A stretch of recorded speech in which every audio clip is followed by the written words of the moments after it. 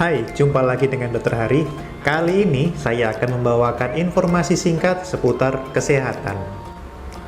Pernahkah Anda memeriksakan kolesterol Anda akhir-akhir ini? Mungkin setelah Anda mendengarkan info ini, Anda jadi lebih tahu bagaimana menata pola hidup dan makanan Anda ke depannya. Dok, kolesterol itu berbahaya nggak sih? Saya punya kolesterol tinggi, tapi nggak merasa apa-apa. Ya, mungkin saat ini Anda tidak merasa apa-apa, tetapi perlu Anda ketahui, kadar kolesterol yang tidak normal itu dapat menyebabkan peningkatan terjadinya penyakit jantung koroner dan stroke. Kedua penyakit ini merupakan penyebab kematian utama di dunia, yaitu 17,3 juta dari 54 juta total kematian per tahun di dunia. Tetapi perlu diingat, kolesterol tinggi ditambah dengan faktor risiko lain seperti diabetes mellitus, darah tinggi, obesitas, dan kurang aktivitas disertai merokok dan umur juga semakin meningkatkan seseorang terkena penyakit jantung dan stroke. Kapan saya tahu kalau saya punya kolesterol tinggi? Anda bisa tahu kalau Anda punya kolesterol yang tinggi kalau Anda memeriksakan darah Anda di laboratorium untuk diuji kadar kolesterolnya. Umumnya, dokter akan memeriksakan kadar kolesterol total, kolesterol LDL, kolesterol HDL, dan trigliserida. Kolesterol LDL adalah yang biasa kita sering dengar sebagai kolesterol jahat karena kolesterol ini dapat menumpuk pada dinding arteri dan lama-kelamaan menyempitkan saluran pembuluh darah. Sedangkan kolesterol HDL adalah yang kita sering dengar sebagai kolesterol baik yang membantu menghilangkan kelebihan kolesterol pada arteri dan mengembalikannya ke hati. Trigliserida adalah suatu jenis lemak yang ditemukan dalam darah. Saat kita makan, tubuh mengubah kalori yang tidak digunakan dalam bentuk trigliserida yang kemudian disimpan dalam sel lemak. Sedangkan untuk kolesterol total, itu merupakan suatu jumlah keseluruhan kolesterol di dalam darah yang terdiri dari gabungan antara LDL, HDL, dan trigliserida. Nah, kalau hasil pemeriksaan darah Anda sudah keluar, Anda bisa melihat kadar kolesterol Anda berapa. Untuk hasil, kolesterol total yang bagus itu didapatkan hasil kurang dari 200 dan tinggi lebih dari 240. Sedangkan untuk kolesterol LDL itu optimalnya berada di bawah 100 dan sangat tinggi apabila lebih dari 190. Sedangkan untuk kadar kolesterol HDL paling bagus itu adalah lebih dari 60. Sedangkan untuk trigliserida normalnya di bawah 150, dikatakan tinggi antara 200 dan sampai 499. Untuk lebih lengkapnya akan saya sertakan gambarnya di slide-nya di sini.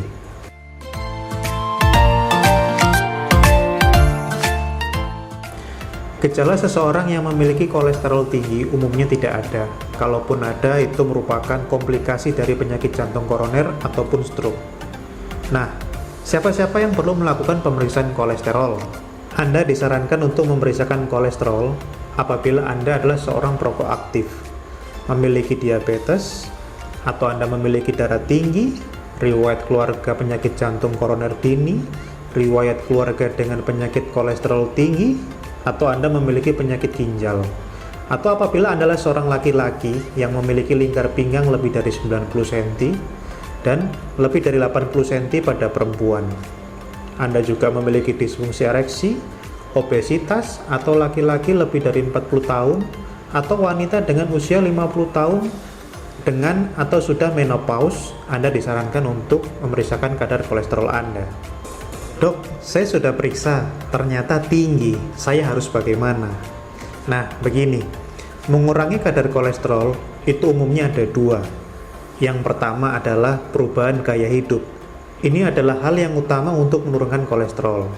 Contohnya seperti aktivitas fisik yang harus ditingkatkan, penurunan berat badan, dan stop merokok. Untuk yang kedua adalah minum obat. Kita bahas perubahan gaya hidup dulu. Yang pertama, olahraga. Nah, olahraga ini setidaknya 30 menit dengan intensitas sedang, 4-6 kali seminggu. Olahraganya contohnya jalan cepat, bersepeda statis, atau berenang. Kedua, pola makannya juga harus diperbaiki. Konsumsinya harus dirubah menjadi diet rendah kalori yang terdiri dari buah-buahan dan sayur, biji-bijian, ikan, Dan kalaupun ingin makan daging, harus tanpa lemak. Itu pun tidak setiap hari. Kurangi konsumsi makanan yang mengandung lemak jenuh dan lemak trans. Ketiga adalah berhenti merokok. Kok merokok, dok? Iya, merokok itu merupakan faktor risiko kuat untuk terjadinya penyakit jantung koroner. Merokok mempercepat pembentukan plak pada pembuluh darah jantung. Berhenti merokok selama 30 hari itu dapat meningkatkan kolesterol HDL atau kolesterol baik secara signifikan. Nah, sekarang kita bahas minum obatnya. Banyak obat untuk menurunkan kadar kolesterol Anda, tetapi sebelum Anda mengkonsumsinya, sebaiknya Anda berkonsultasi dulu ke dokter yang merawat Anda. Obat-obatan yang sering dikonsumsi seperti golongan statin, contohnya adalah simvastatin dan atorvastatin. Ini sering diresepkan dokter-dokter untuk mengurangi kadar kolesterol Anda. Apabila kita berbicara tentang penelitian, seorang peneliti bernama Malin Skunak dan David Ikman pada 2021 mengeluarkan sebuah jurnal yang berisi tentang efek makanan terhadap kadar kolesterol.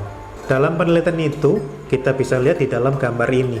Jenis makanan yang bisa menurunkan kadar kolesterol LDL ada banyak.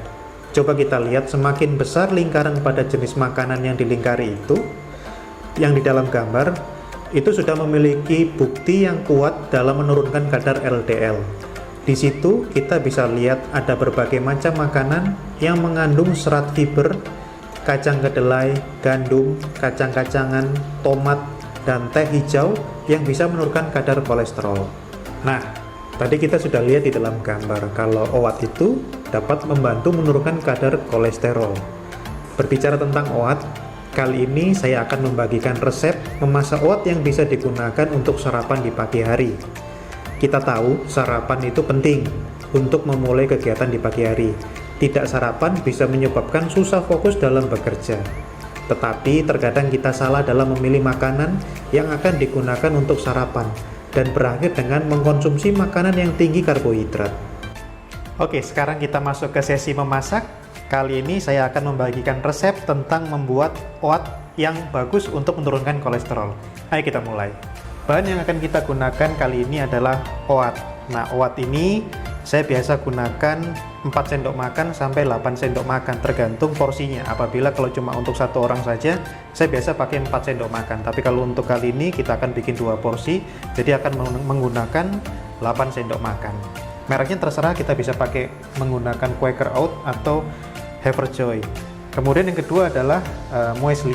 Muesli ini sebagai variasi rasa juga, isinya juga ada oatnya, ada buahnya juga, biji kenari, kadang ada kelapa, pisang juga ada di dalamnya. Untuk yang granola ini ada kacang-kacangan juga, itu menambah variasi rasa, nanti kita gunakan juga. Kemudian susunya rendah lemak, karena tujuan pembuatan OAT ini adalah mengurangi kadar lemak ya. Kemudian ada pisang, ini buah-buahan ya. Pisang ini juga menambah rasa manis, dan kita juga bisa gunakan selain pisang bisa apel, melon, pir, sesuai kesukaan masing-masing. Kemudian yang terakhir adalah air putih ini saya gunakan 150 cc. Pertama, masukkan 150 cc air ke dalam wajan. Bahan kedua adalah 150 cc susu rendah lemak, kita masukkan.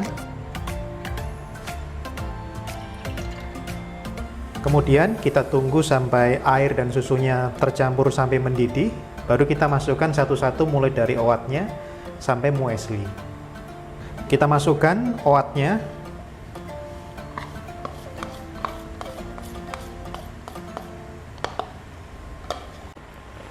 Kita masukkan mueslinya sebanyak 3 sendok makan.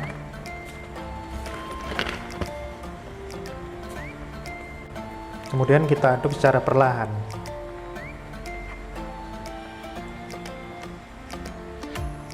Sampai semua bumbu tercampur dan merata. Kalau ada yang suka bubur Quakernya ini lebih lunak, lebih banyak airnya ya, kita bisa tambah air lagi. Tetapi kalau misalnya ada yang suka lebih keras, berarti airnya kita kurangi, mungkin bisa sekitar 100 cc. Oke, saat ini bubur OAT-nya sudah jadi satu semua ya, udah menyatu semua. Kompornya kita matikan, kita pindahkan ke mangkok.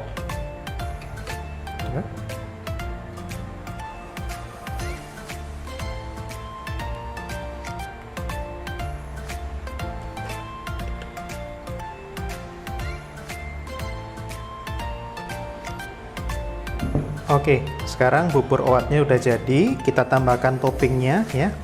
Toppingnya ini kita biasa pakai pisang. Pisangnya cukup satu buah aja, tapi kita belah jadi dua untuk 2 porsi ya. Ini.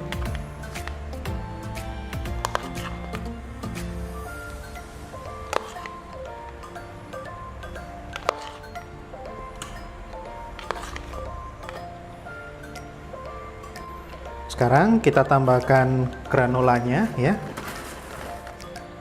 Taburkan saja secukupnya.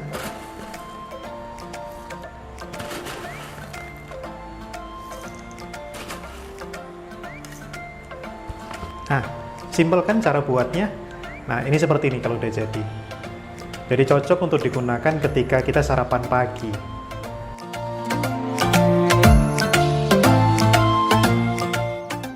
Ya, itulah tadi beberapa info penting seputar kolesterol yang bisa Anda ketahui, serta beberapa tips hingga cara memasak oat sebagai salah satu alternatif diet yang dapat menurunkan kolesterol. Semoga acara ini bermanfaat. Jika ada pertanyaan, bisa ditaruh di dalam kolom komentar. Dan jangan lupa like dan subscribe untuk ikuti info-info menarik seputar kesehatan lainnya. Sampai jumpa.